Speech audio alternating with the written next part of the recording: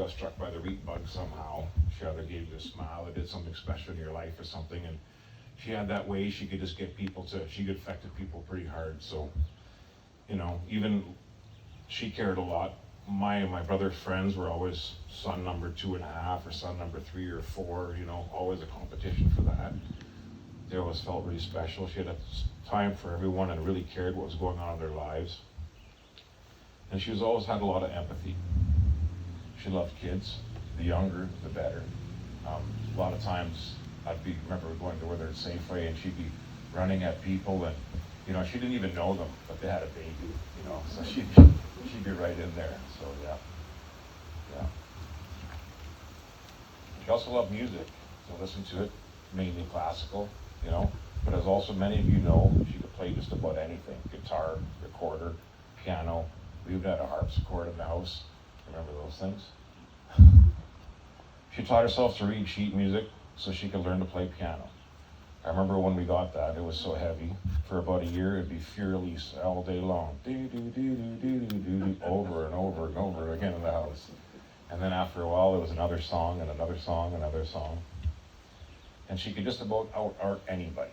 I remember when I was about 18, I had a girlfriend from high school and I took her to some program at the museum, you know, with my mom to do some painting, you know, and everyone is there making Christmas cards with Christmas tree-shaped sponges, you know, dabbing them in green paint, putting them on cards.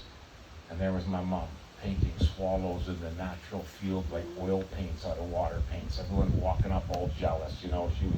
She was just simply amazing, you know, in that way. She could do a lot of stuff like that.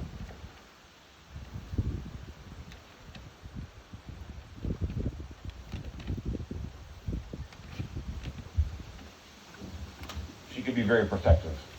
No matter what I did or how big I got, I was always her little boy. And I remember one of the times they're gonna boot me out of high school. I think Mr. White was a principal at the time. There I was in the office with Mr. White. My mother was there. She was leaning across his desk with both her hands firmly planted on it. And he was leaning back in a chair like this.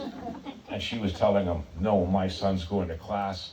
He's going to class, and if I have to go with him, well, I will. Well, that was enough for me because I didn't doubt that for a second. So I went to class after that. So thanks, Mom. That's all I got to say. Does anybody else want to come and say anything? Joseph? Okay. Thompson, Paint Lake. I had words written in Dutch in the first version, but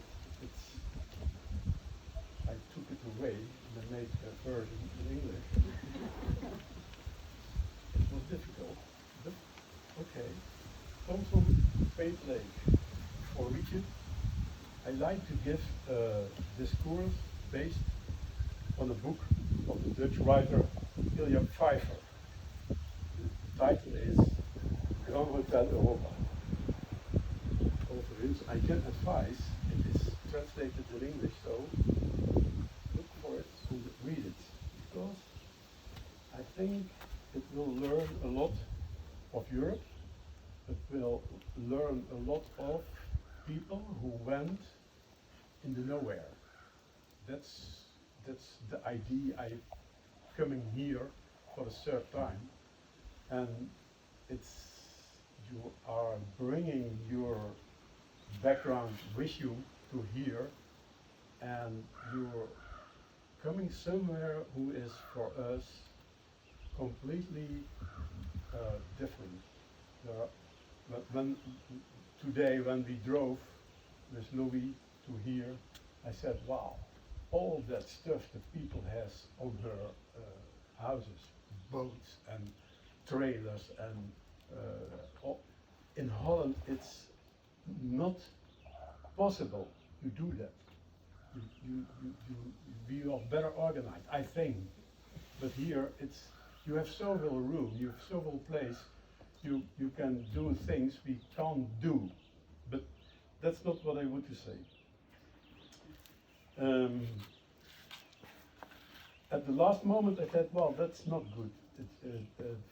For Rietje, the closer you talk to the subject, the smaller the better, I think she likes.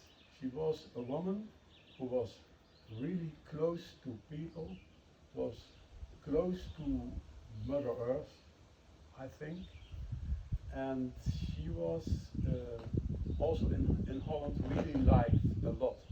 It was a yeah. She has a lot of humor. That's the good word. Humor, yeah. Humor, ja. And Same as the lobster. very creative on all kinds of sorts of things. And she was a real initiator. That's a small history. When I came here with my family, it was about, I think, 25 years ago, something like that. Our children were 12 and 15, and we go to the Boboden somewhere on there were locals who made an initiative for recreation. They have put on tipis that we slept in, and the day we were coming on, and the day after, the lady who organized the initiative, she said, "Well, I know you, Riet. I learned skating from you," what she said, and my daughters, they learned swimming with you, and it was in the middle of nowhere. I don't remember where Boboden is, but that is what Louis said. I think she did so much. But what I remember is that Louis and Riet started also the scouting, and when they had the idea to go sporting, I think they start langlaufen, and they langlauf years for years. So initiatives, a lot of them, and for our children, they are still thinking about a lot of pleasure on the stay in Thompson. For instance, our daughter, the boy was too young, but our daughter was 15, and she could go with us in the mine. So she went on 15 years, and it was more or less a kilometer underground. So it was a really nice experience.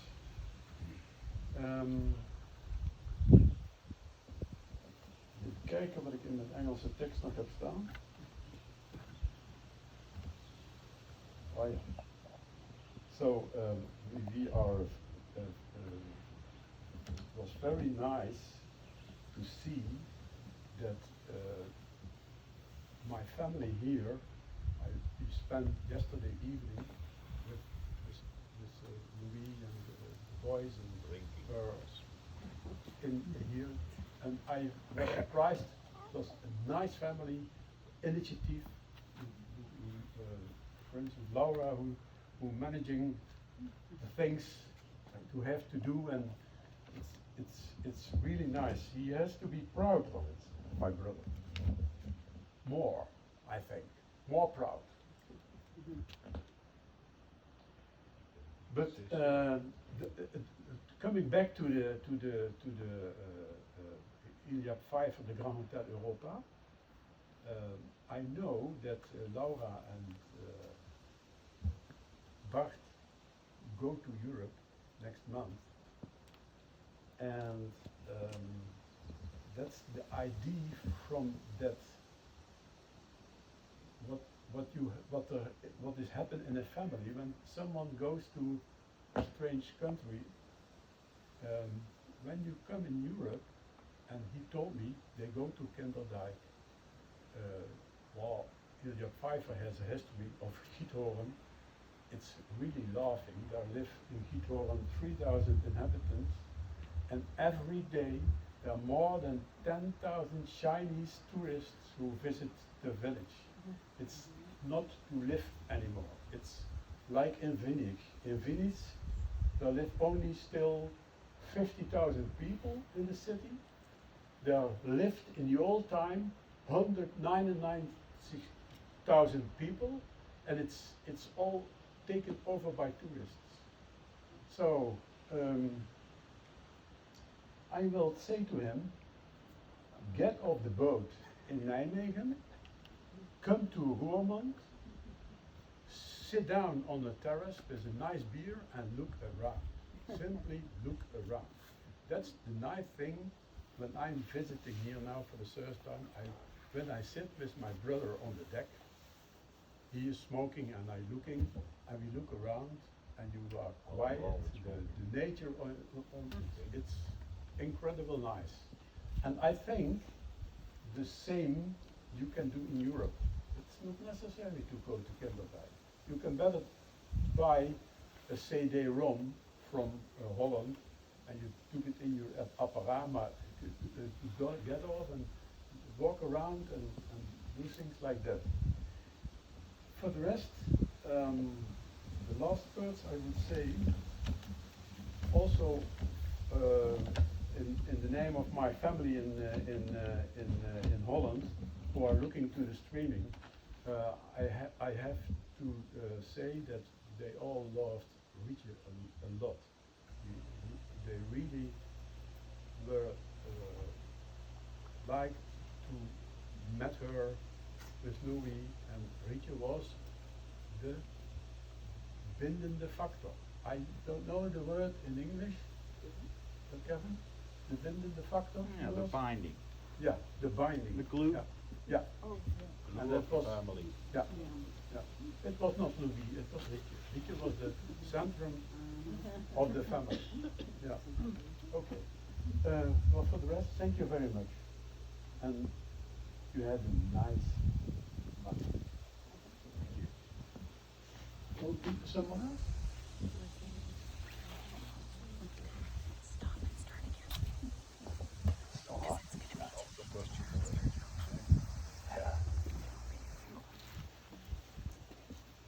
Oh, my dear mother. I still haven't even actually come to grips with the whole she's gone. It's been over a year and a half. I've been waving goodbye in small increments, and it hasn't been working for me. Ugh. But here we are. Wow, my mother and I share a complete language that other members of our family do not. We have this music and art thing that just gets me every time. Yeah. Her whole social justice thing where she just had this thing where she just wanted to do it and she kept doing it for anything. I could not believe that. That kind of energy that she had, that she could just go at, that tenaciousness, she would just not stop. And you ladies have seen it, the unbelievable energy that, and people loved her for it. People loved her for doing horrid things, I thought. She would go out to South Indian Lake, come back with armloads of food, and she was making some tough decisions there that, yeah.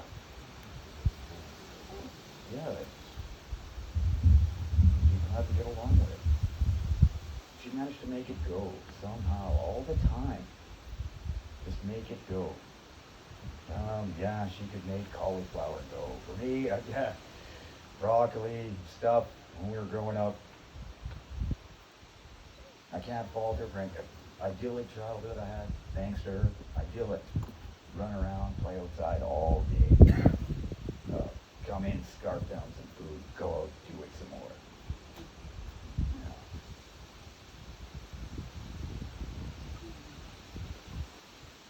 This whole neighborhood energy that she would have with we were living in Red River, she would babysit all the kids. It just didn't matter.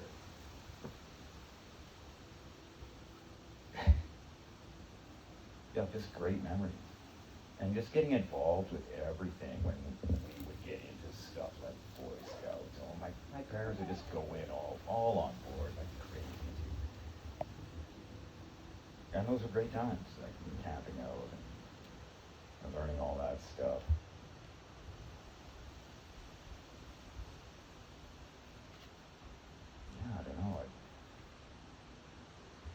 I'm still at a loss. I'm still totally at a loss. Like, I don't like it. I'm in alien territory walking around. The corner that you turn. No, that. Always saying that you ask for advice. Ah.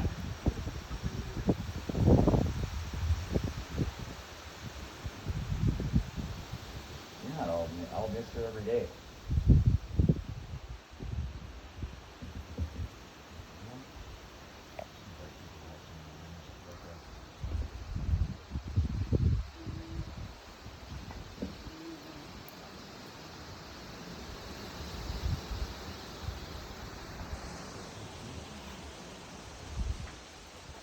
All right, shall we get up and have a mingle? You guys got some wine and some dainties and some lunch. You guys want some sandwiches and stuff like that for everyone, so you just make yourself welcome and we'll be serving that up.